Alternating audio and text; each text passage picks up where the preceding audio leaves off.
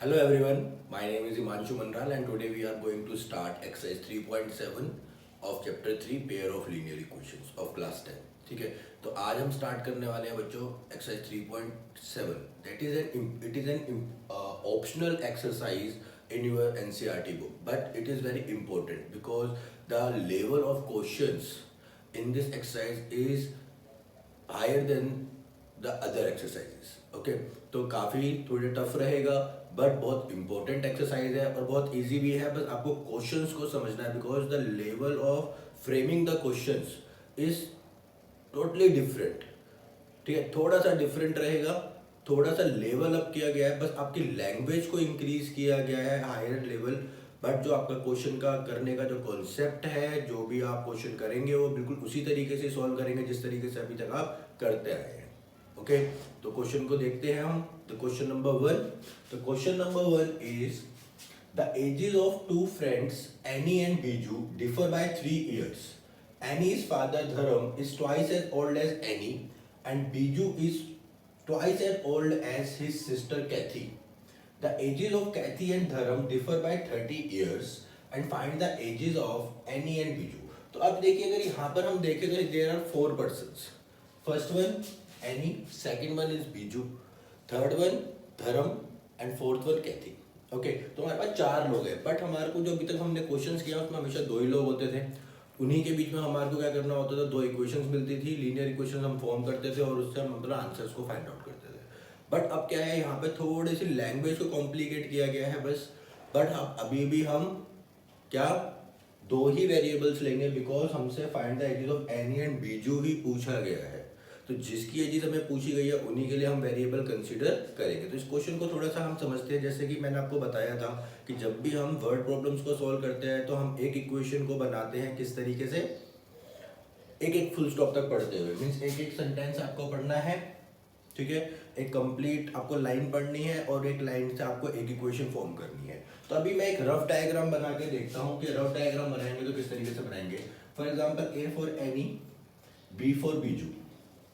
उसने क्या कहा है, 2 फ्रेंड्स है, उन दोनों के बीच का जो डिफरेंस है वो क्या है, 3 years. तो अभी हमें नहीं पता कि एनी बड़ी है या बीजू बड़ा है, तो लेट वी कंसीडर कि एनी बड़ी है और बीजू उससे थोड़ा छोटा है. तो दोनों के बीच का जो डिफरेंस है वो कितना है, 3 years. एजेस, द एजेस मैंने सिर्फ एजेस लिया. Annie's father Dharam is twice as old as Annie. Means जो धर्म है उसकी age twice of Annie's age है एंड बीजू की जो एज है वो ट्वाइस एज कैथी एज है. राइट, अब जो उसने क्या बोला, जो कैथी और धर्म, ठीक है, तो ऑब्वियसली बात है धर्म बड़ा होगा बिकॉज वो फादर है. तो धर्म इज, दोनों के जो कैथी और धर्म की जो डिफरेंस है वो कितना है बच्चों, दैट इज बताएंगे 30 years. राइट, ठीक है, तो 30 years हमारा ये हो गया. अब अगर हम देखें तो हमारे पास 2 वेरिएबल्स हैं. अब मैं इसको भी, सी एंड डी को भी किस में कन्वर्ट कर सकता हूँ बच्चों, ए एंड बी में. तो हम यहाँ पे ए एंड बी में इसको अगर कन्वर्ट करें तो ये हो जाएगा हमारा 2a एंड सी की वैल्यू हो जाएगी हमारी b/2 is equals to 30. Right, अभी देखिए मैंने एक रफ डायग्राम बनाया. तो हमारे को एक इक्वेशन यहाँ से मिल जाती है और एक इक्वेशन यहाँ से मिल जाती है ना. अगर हम इसको सॉल्व कर ले, this is 4a minus b is equals to 60. This is our second equation. Right, तो यहाँ पे तो ये तो मैंने आपको एक रफली डायग्राम बनाया, बस आपको अपना इस तरीके से नहीं करना है, ये आप कहीं साइड में कर सकते हैं बिकॉज ये जो है ये रफ वर्क है एक तरीके से फॉर प्रिडिक्शन. बट जब आप एनसीईआरटी क्वेश्चन सॉल्व करेंगे तो वहां पर आपका रिप्रेजेंटेशन बहुत इंपॉर्टेंट होगा. तो हम रिप्रेजेंटेशन पे जाएंगे अभी कि हम रिप्रेजेंटेशन किस तरीके से करेंगे. ठीक है, तो अभी हम कंसीडर कर लेते हैं, ध्यान से लिखेंगे सब. Solution, let the age of Annie is x years, let the age of Biju is y years. Okay, any problem to anyone? Now according to question x minus y is 3. This is our equation first. Okay, now come to the second one. the age of Dharam is 2x and the age of Kathy is y by 2 because वो उसका twice है, बीजू उससे बड़ा है twice times, तो वो क्या हो जाएगी, उसकी हाफ हो जाएगी। तो कैथी की एज क्या हो जाएगी हमारी y by 2, बीजू की एज का half. Now according to question again, the age of Dharam and the difference of age of Dharam and Kathy, that means 2x minus y by 2 is 30 years। तो आपको अपनी रिप्रेजेंटेशन पे भी बहुत ध्यान देना है, बिकॉज वर्ड प्रॉब्लम से आपकी रिप्रेजेंटेशन बहुत इंपॉर्टेंट होती है बच्चों। तो अब यहाँ से हम देखेंगे तो this is 4x minus y is equals to 60 years। तो यहाँ पे आ गई हमारी second equation. Now we are going to solve this two equation by using elimination method. तो now by using elimination method, तो एलिमिनेशन मेथड सबको पता है किस तरीके से फाइंड आउट करना होता है। That is x minus y is equals to 3 and 4x minus y is equals to 60। तो now we can change the signs, minus plus minus cancel, that is minus 3x is equals to minus 57। Now x is equals to 19। Okay, तो 19 years हमारी as आ गई any की। Okay, तो now we come to the first equation. तो from equation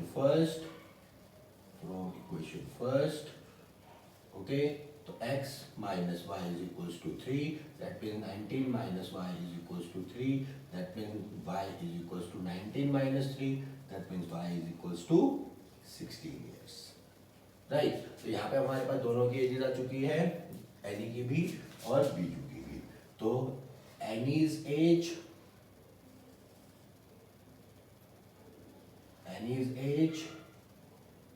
representation बहुत important है बच्चों, उस पर बहुत ज्यादा ध्यान देना है आपको। आप अपने आंसर को किस तरीके से रिप्रेजेंट कर रहे हैं, बिकॉज जैसी चीज आपको देखने में सुंदर लगेगी वैसे ही आपको मार्क्स भी मिलेंगे। ओके, तो ये हमारा फर्स्ट क्वेश्चन था। आई होप आप सबको समझ में आ गया होगा।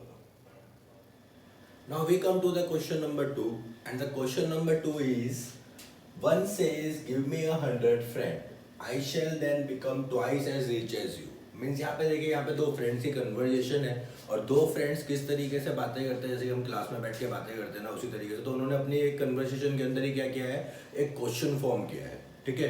तो यहाँ पे दो फ्रेंड्स की बात हो रही है, दो फ्रेंड्स है। एक फ्रेंड कहता है अपने दूसरे फ्रेंड्स को कि अगर आप मेरे को अपनी अमाउंट में से 100 रुपीज़ दे देंगे तो मैं आपसे twice as rich as you का मतलब क्या होगा, मैं आपसे दुगना अमीर हो जाऊंगा, राइट। तो सिमिलरली अगर जो दूसरा फ्रेंड है वो कहता है कि अगर आप मुझे सिर्फ 10 रुपीज़ ही दे देंगे तो मैं आपसे 6 टाइम्स ज़्यादा अमीर बन जाऊंगा, ठीक है। तो आपसे पूछा गया कि उन दोनों के पास कितने पैसे रहे होंगे जिससे कि वो ये कंडीशंस को फुलफिल कर पाते हैं, ठीक है। तो देखते हैं। अब देखिए बहुत सिंपल सा है, हमारा फर्स्ट फुल स्टॉप तक हमारे को एक इक्वेशन मिलेगी जैसे कि मैंने आपको बताया था, और सेकंड फुल स्टॉप तक सेकंड इक्वेशन मिलेगी, ठीक है। अब हमारे से पूछा गया कि दोनों के पास जो उनका कैपिटल है वो कितना है। तो let we consider the first friend solution. Let the capital amount of first friend is equals to x rupees, okay. Let the capital amount of second friend is y rupees, ठीक है। Obvious सी बात है, देखो अगर आप question को पढ़ोगे तो वो कह रहा है कि फर्स्ट फ्रेंड से दूसरा फ्रेंड कि अगर आप मेरे को 100 रुपीज़ ही दे देते हो तो मैं आपसे twice as rich as you हो जाऊंगा। बट जब दूसरे फ्रेंड की बात सुनते हैं हम, तो वो कहता है, जो पहला वाला है वो कहता है कि अगर आप मुझे सिर्फ 10 रुपीज़ दे दे, तो मीन्स जो हमारा पहला वाला फ्रेंड है उसके पास पैसे ज़्यादा है क्योंकि वो पैसे कम मांग रहा है सामने वाले से, और जो दूसरा वाला फ्रेंड है वो ज़्यादा पैसे की डिमांड कर रहा है, मतलब उसके पास पैसे कम है। That means x is greater than y है। तो ये थोड़ा सा बेसिक आपको अपने माइंड से ही माइंडसेट करना पड़ेगा, छोटी छोटी चीज़ें उन पर आपको बहुत ध्यान देना है। तो यहाँ से अगर मैं देखूँ, वो कहता है कि अगर आप मुझे 100 रुपीज़ दे देते हैं तो अगर x जो है उसके पास 100 रुपीज कम हो जाते हैं और y के पास 100 रुपीज बढ़ जाते हैं बच्चों, ठीक है। तो जो y का अमाउंट है वो फर्स्ट वाले से ट्वाइस एज ज्यादा हो जाता है। जैसे मैं और मेरा फ्रेंड है, मैंने अपने फ्रेंड से 100 रुपीज लिए, ठीक है, तब मैं क्या हो जाऊंगा, उससे दुगना बड़ा हो जाऊंगा, मैं ज्यादा अमीर हो जाऊंगा। तो मेरे पास मैंने 100 रुपीज ऐड कर लिए और उसके अमाउंट पे से 100 रुपीज कम हो जाएंगे क्योंकि वो उसने मुझे दे दिए हैं, तो ट्वाइस एज रिच, तो मेरा अमाउंट उससे दुगना हो गया, ठीक है। इसी क्वेश्चन को सॉल्व कर लेते हैं। तो that means 2x minus 200 is equals to y plus 100. That means 2x minus y is equals to 300. So this is our first equation. Similarly अब आप देखिए वो कहता है कि आप सिर्फ मुझे 10 रुपीज दे दीजिए। तो x के अंदर मैंने अगर 10 रुपीज उसको दे दिए तो उसके अमाउंट में 10 रुपीज इंक्रीज हो गए और उसके अमाउंट के अंदर 10 रुपीज कम हो गए, ठीक है। तब मैं हूँ वो उससे 6 टाइम्स ज्यादा अमीर बन जाता है। तो means x plus 10 is equals to 6y minus 60. That means x minus 6y is equals to minus 70. Right. तो हमारे पास है दो इक्वेशंस बन चुकी हैं, दोनों इक्वेशन को हम सॉल्व कर लेते हैं बाय यूजिंग एलिमिनेशन मेथड। तो ध्यान से देखेंगे किस तरीके से करना है। तो बाय एलिमिनेशन मेथड, तो एलिमिनेशन मेथड में अगर हम देखें तो हमारे पास पहली इक्वेशन है 2x minus y is equals to 300 और सेकंड इक्वेशन हमारे पास ये वाली। अगर मेरे को x को सेम करना है तो मुझे इसे 2 से मल्टीप्लाई करना पड़ेगा ताकि दोनों के कोफिशिएंट सेम हो जाएं। तो 2x minus 12y is equals to minus 140, sign change कर देते हैं, माइनस प्लस प्लस ये कैंसिल हो जाएगा, ये हो जाएगा आपका minus 11y is equals to 440 minus sorry plus, okay. तो 11y दैट मींस 11 4 जा 40 दैट इज 40 रुपीस। तो y के पास कितना अमाउंट था 40 रुपीस। तो y की वैल्यू अब हम पहली इक्वेशन से निकाल लेते हैं। तो 2x minus y is equals to 300 that means 2x minus 40 is equals to 300 और 2x is equals to 340, okay. Now x is equals to 340 divided by 2 that means 170 rupees. तो हमारे पास फर्स्ट के पास कितना अमाउंट है 170 रुपीज और second के पास कितना amount है बच्चों 40 रुपीज, ओके। समझ में आ गया होगा आई होप सबको।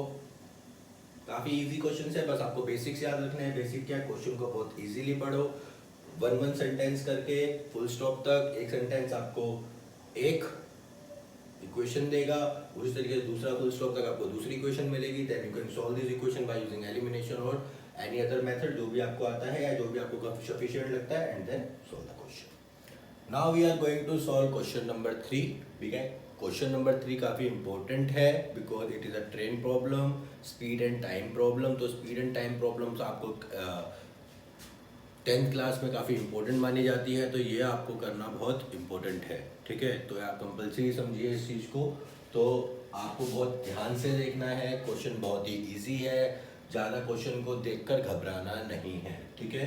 तो यहाँ पे अब आपको क्या कह रहा है कि अ train covered certain distance at a uniform speed, कि एक ट्रेन है जो एक फिक्स स्पीड से मूव कर रही है, and if the train would have been 10 kilometre faster, means कहने का क्या है कि अगर मैं स्पीड में 10 किलोमीटर इंक्रीज कर देता हूँ तो जो हमारा रिपोर्टिंग टाइम है, जो शेड्यूल टाइम है उसका फाइनल डेस्टिनेशन तक पहुँचने का, वो 2 घंटे कम हो जाता है, ओके। एंड अगर मैं उसकी स्पीड को स्लो कर देता हूँ 10 किलोमीटर तो वो 3 घंटे बढ़ जाता है, ठीक है। तो अभी आप देखेंगे पहली क्वेश्चन में उसने क्या बोला कि यूनिफॉर्म स्पीड है, तो हम पहले यूनिफॉर्म स्पीड लेट कर लेते हैं। Solution, let the uniform speed x kilometre per our, okay. And second one में हम देखते हैं, अब उसने हमारे को इतना दे दिया। सेकंड में वो बोल रहा है लेट द टाइम टेकन, क्योंकि दूसरे में हमारी टाइम की बात हो रही है, तो टाइम टेकन कितना है, मान लेते हैं y इयर्स, और हमारा जो डिस्टेंस है वो फिक्स्ड है बेटा। ऐसे क्वेश्चंस में आपको डिस्टेंस को फिक्स लेके चलना है, कभी तो वो शेड्यूल टाइम चेंज हो पाएगा। तो डिस्टेंस क्या है हमारा, फॉर एग्जाम्पल d किलोमीटर्स, ठीक है, time it is in hours, sorry, okay. तो डिस्टेंस इज d किलोमीटर्स। तो अब हमें पता है कि distance is equal to speed into time, ये हमने पढ़ रखा है in physics. Distance is always the product of speed and time. तो अगर हमारा डिस्टेंस स्पीड ऑफ टाइम में दिया गया है तो हम इक्वेशन फर्स्ट फॉर्म करते हैं अभी। तो फर्स्ट इक्वेशन को देखेंगे सभी ध्यान से। उसने क्या कहा है, हमने स्पीड के अंदर 10 किलोमीटर इंक्रीज किए। तो स्पीड के अंदर 10 किलोमीटर इंक्रीज किए। टाइम कितना कम हो गया बच्चों, जल्दी से बताएंगे। यस, 2 घंटे कम हो गए, ठीक है। बट जो हमने डिस्टेंस कवर किया वो कितना था, d, तो वो हमारा कितना रहेगा, d किलोमीटर ही रहेगा, ठीक है। देखो उसने अभी हमें कुछ नहीं बोला है। सो उसने बोला है कि 2 घंटे कम हो जाते हैं अगर 10 किलोमीटर स्पीड बढ़ जाती है। तो स्पीड में 10 किलोमीटर बढ़ा दिए, टाइम में इतना कम कर दिया, तभी भी वो डिस्टेंस उतना ही कवर करेगी जितना पहले कर रही थी, ठीक है। तो यहाँ से ये बन जाएगी हमारी फर्स्ट इक्वेशन। सिमिलरली सेकंड पढ़ते हैं कि अगर स्पीड के अंदर 10 किलोमीटर कम कर देते हैं तो टाइम टेकन इंक्रीज हो जाता है हमारा, कितना हो जाता है, 3 घंटे बढ़ जाता है, ठीक है। अब देखिए यहाँ से अगर हम देखें, अगर हमारा फिक्स टाइम, अगर मैं उतनी ही स्पीड से चलता और उसी टाइम पे पहुँचता, शेड्यूल टाइम पे ही पहुँचता, स्पीड में कोई भी चेंजेस नहीं करता, तो हमारा डिस्टेंस क्या रहता है, x इंटू वाई। तो यहाँ पे हमारे पास 3 इक्वेशंस फॉर्म होती है। यहाँ से हम इसकी वैल्यू को यहाँ पे पुट करेंगे तो यहाँ पे आ जाएगा एक्स वाई और ये भी आ जाएगा x Y, okay.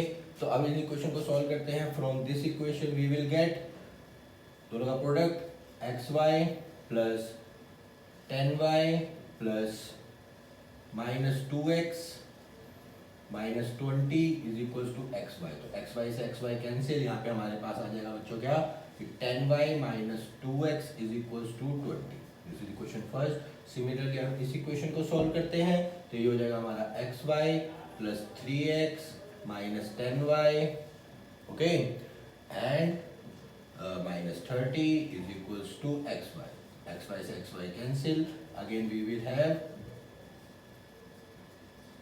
This is our second equation, ठीक है। तो इतना हमें समझ में आया। अभी हमने 2 इक्वेशंस फॉर्म करी हैं, ठीक है। तो अब देखते हैं आगे किस तरीके से करेंगे। I am going to rub all these. तो अब देखते हैं, तो यहाँ पे हमारा इतना बन चुका है। एंड देन बाय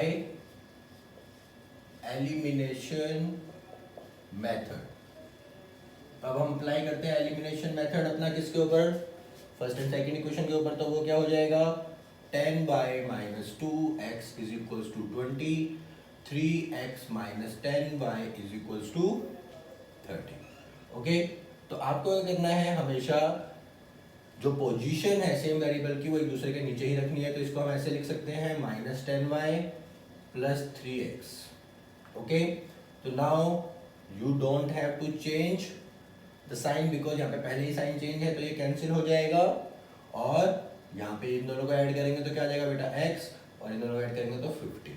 तो x की आ गया, x क्या थी हमारी स्पीड, 50 किलोमीटर पर आवर। और सेकंड इक्वेशन से हम निकाल सकते हैं 10y minus 2x is equal to 20 from equation first. तो 10y minus 2 into 50 is equal to 20। तो 10y इज इक्वल टू 120 और y की वैल्यू आ गई हमारी 12 आवर्स, ओके।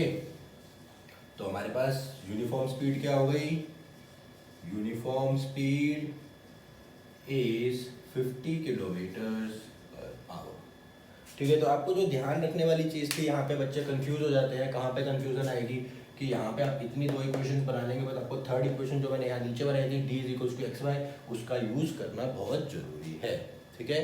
थोड़ा सा बस ये इसी पार्ट का ध्यान रखना है, बाकी आपको क्वेश्चन फॉर्म करनी आती है आई होप, तो आप बहुत इजीली क्वेश्चन को कर लेंगे। बाकी प्रोसेस आपको पता ही है। सिर्फ जो मेन काम है आपका वर्ड प्रॉब्लम्स का, if you are able to make the equations correct then you will get the correct answer. Otherwise it is impossible to get the correct answer. तो आपको वर्ड प्रॉब्लम को पहले समझना बहुत अच्छे से है, एक बार आपको समझ में आ जाएगी, जैसे कि मैंने आपको बताया बहुत थोड़ा थोड़ा करके क्वेश्चन को पढ़िए, एक एक सेंटेंस से एक एक इक्वेशन फॉर्म करिए और तभी आप उसको आगे प्रोसीड करिए। ठीक है, तो in next class we are going to solve question number 4, 5 and 6। Thank you.